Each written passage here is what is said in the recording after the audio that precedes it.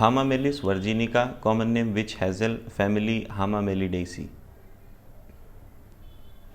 This shrub flowers from September to November when the leaves are falling. इस shrub में generally flowers सितंबर से नवंबर तक आते हैं जब लीव्स जो है वो फॉल कर रही होती हैं. The seeds mature the following summer, और आने वाले समर में सीड्स मैच्योर हो जाते हैं. It is adapted to venous haemorrhage from every orifice of the body.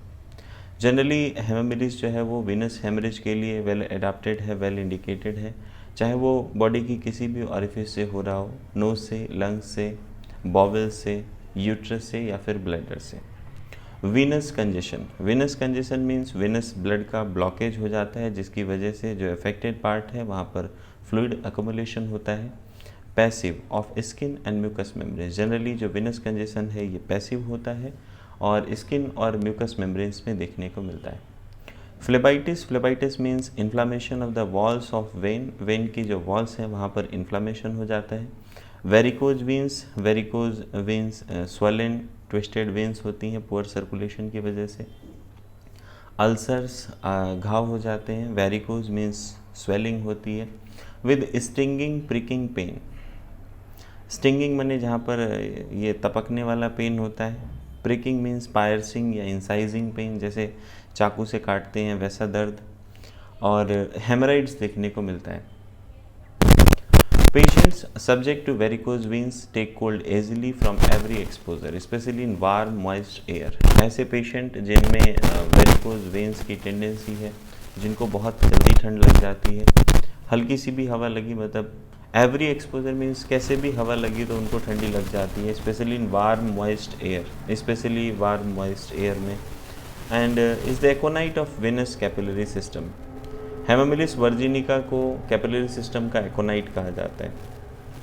ब्रुइज्ड soreness of affected parts. Bruised मने कंट्यूजन या लीजन, जो धूस की चोट के बाद जो दुखता है वैसा.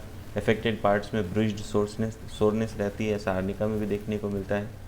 Rheumatism articular and muscular. अब ये चाहे रूमेटिज्म का हो यानी जॉइंट से रिलेटेड हो, आर्टिकुलर मीन्स फिर से जॉइंट से related, and muscular means muscle related हो. Wounds incised, लेसिरेटेड, कंड्यूस्ड. वुंड कैसा भी हो, इंसाइज्ड हो यानी कट हो, लेसिरेशन मने जो ऐसे ज़्यादा ही डैमेज्ड वाउंड होता है, ओपन वाउंड होता है जहाँ पर मार्जिन्स होते हैं क्लियर कट. कंट्यूजन या कंट्यूज मने ब्रुइज्ड जो चोट होती है जहाँ पर बाहर से कुछ भी अपीयर नहीं होता है, ब्लड फील्ड होता है. इंजरीज फ्रॉम फॉल या गिरने की वजह से चोट लगी हो. Checks haemorrhage, removes pain and soreness. तो ऐसे में हेमामिलिस जो है वो जो ब्लीडिंग हो रही है उसको रोकता है, पेन को कम करता है और सोरनेस को कम करता है. ऐसा आर्निका में भी देखने को मिलता है. Chronic effects of mechanical injuries. Mechanical injuries के क्रॉनिक इफेक्ट्स में जैसे कभी को चोट लगी थी उसकी वजह से आज तक कोई समस्या चली आ रही है, तो ऐसे में हेमामिलिस इंडिकेट होती है. इसके अलावा कोनियम भी है. Traumatic conjunctivitis. अब कंजक्टिवाइटिस माने इन्फ्लामेशन ऑफ कंजक्टाइवा, लेकिन ये किसी ट्रॉमेटिक यानी चोट की वजह से हुआ हो. सेग्युलेशंस का मतलब होता है ब्रुश. और एक्स्ट्रावेजेशंस इनटू चैम्बर्स ऑफ आई. सिलुकेशंस माने ब्रुश, धूस की चोट लगना आँख में, या आँख में जो है वो ब्लड फ्लो हो जाना किसी वेसल से, तो आई में क्या होता है, रेडनेस हो जाती है. फ्रॉम सीवियर कफिंग, और ऐसा खांसने की वजह से हो सकता है. इंटेंस सोरनेस, बहुत ज़्यादा जो है वो दुखता है, ऐसा आर्निका, कैलेंडुला और लेडम में भी देखने को मिलता है. Nose bleed, flow passive, long lasting. Nose bleeding होती है, फ्लो कैसा है, पैसिव है, लॉन्ग लास्टिंग है. Blood non coagulable. जो ब्लड है वो कोगुलेट नहीं होता जल्दी से, ऐसा क्रोटेलस में भी देखने को मिलता है. Profuse amelioration, headache. Nose bleeding बहुत ज़्यादा होती है तो हेडेक में आराम मिलता है, ऐसा मेलिफोलियम में भी देखने को मिलता है. Nose bleed idiopathic, traumatic, vicarious of childhood. Nose bleed जो इडियोपैथिक है यानी बिना किसी कॉज के, या ट्रॉमेटिक यानी चोट लगने की वजह से. विकैरियस माने मेंसेस फ्रॉम अदर पार्ट, कहीं दूसरी जगह से मतलब मेंसेस होना, यानी मेंसेस के टाइम पे नोज़ ब्लीडिंग होना. ऑफ चाइल्डहुड या नोज़ ब्लीडिंग जो बचपन से हो रही हो. Haemorrhage profuse dark grumous from ulceration of bowels. Bleeding कैसी है? बहुत ज़्यादा है, डार्क है। ग्रूमस का मतलब होता है thick clotted blood from ulcerations of bowels. Ulceration, intestine में अल्सरेशन हो गया उसकी वजह से। क्रोटेलस में ऐसा देखने को मिलता है। यूट्राइन एक्टिव और पैसिव, हेमरेज यूट्रस से हो रहा है, चाहे वो एक्टिव हो चाहे पैसिव हो। आफ्टर अ फॉल और रफ राइडिंग, गिरने की वजह से या रफ राइड की वजह से।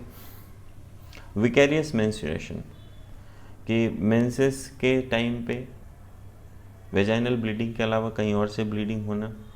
नो मेंटल एंग्जाइटी, और हेमरेज के समय पे कोई भी मेंटल एंग्जाइटी नहीं होती है। हिमेप्टाइसिस, हिमेप्टाइसिस का मतलब होता है कफिंग ऑफ ब्लड, टिकलिंग कफ, कि जो स्टिमुलेटिंग कफ है बार बार, विद टेस्ट ऑफ ब्लड और सल्फर, जिसमें ब्लड का टेस्ट आता है या सल्फर का टेस्ट आता है।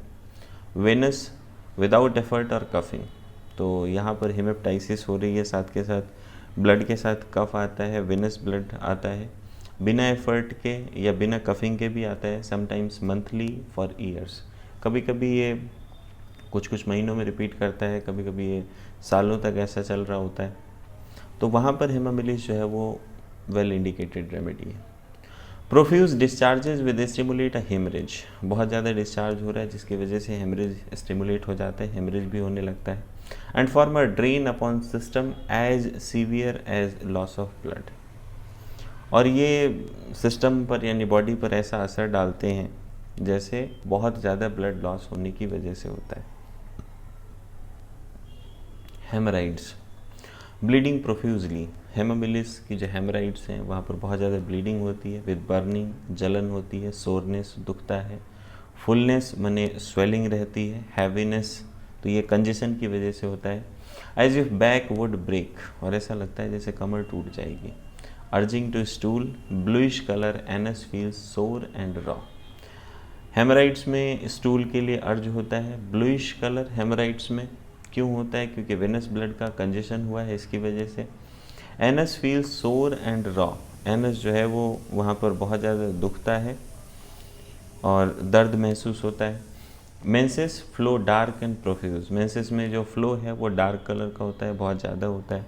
With soreness in abdomen, abdomen में जो है वो सोरनेस होती है, पेट दुखता है। After a blow on ovary और अ फॉल, ओवरी पे चोट लगने की वजह से या फिर गिरने की वजह से। All sufferings aggravate at menstrual period, जितनी भी दिक्कतें हैं सब मेंस्ट्रुअल पीरियड के दौरान बढ़ जाती हैं, इंक्रीज हो जाती हैं। ऐसा एक्टिवा और पल्सेटिला में भी देखने को मिलता है।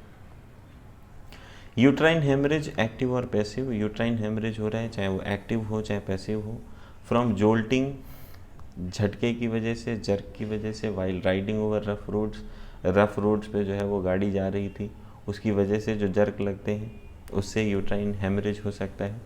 Bearing down pain in back, bearing down pain मतलब जो स्ट्रेस की वजह से हो रहा हो, तो ऐसा बैक में पेन होता है। आफ्टर हेमरेज फ्रॉम पाइल्स, हेमामिलिस जो है वो पाइल्स में हेमरेज के बाद ब्लीडिंग के बाद दिया जाता है। Prostration out of all proportion to amount of blood lost, कि ब्लड लॉस के बाद बहुत ज़्यादा जो है वो वीकनेस आ जाती है, ऐसा हाइड्रेस्टिस में भी देखने को मिलता है। Bad effects from loss of blood, blood loss होने की वजह से अगर जो भी बैड इफ़ेक्ट्स आते हैं, जो भी दिक्कतें लॉस ऑफ ब्लड के बाद एराइज होती हैं, ऐसा सिंकोना में भी देखने को मिलता है क्योंकि वहाँ पर लॉस ऑफ वाइटल फ्लूइड्स है। Relations complementary ferrum in haemorrhages and the haemorrhagic diathesis, तो हेमामिलिस के कॉम्प्लीमेंट्री है फेरम हेमरेजेस में, जहाँ ब्लीडिंग के जो भी केसेस हैं ब्लीडिंग की टेंडेंसी है, या जहाँ पर हेमरेजिक डायथिसिस है यानी ब्लीडिंग होने की टेंडेंसी है। Compare arnica calendula for traumatic and to hasten absorption of intra ocular haemorrhage, यहाँ पर कंपेयर किया जाता है आर्निका को कैलेंडुला को, कि ट्रॉमेटिक यानी चोट की वजह से अगर आई में जो है वो ब्लीडिंग हुई है, इंट्राऑकुलर ब्लीडिंग हुई है, तो उसको उसके एब्जॉर्प्शन को ये फास्ट कर देता है। Thanks for watching. Like, share the video with your friends, comment the topics you want me to explain, and subscribe the channel for more videos on homeopathy.